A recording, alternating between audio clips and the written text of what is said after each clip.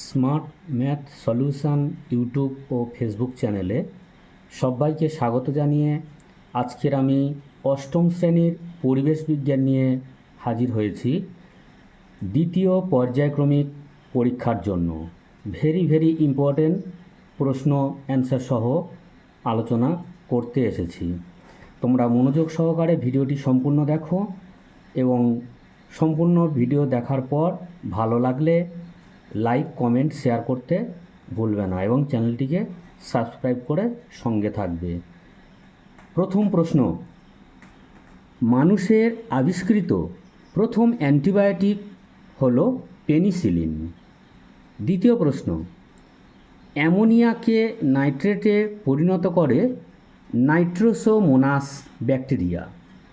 3 নম্বর প্রশ্ন, বিশ্ব হেপাটাইটিস দিবস পালন করা হয় 28শে জুলাই। 4 নম্বর প্রশ্ন, এডস ইজিপ্টি মশা ডেঙ্গি রোগের বাহক।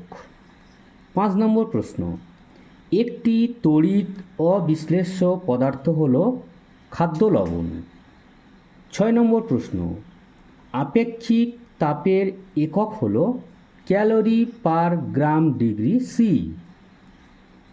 7 নম্বর প্রশ্ন, গোল্ডেন রাইস হল ভিটামিন এ সমৃদ্ধ ধান।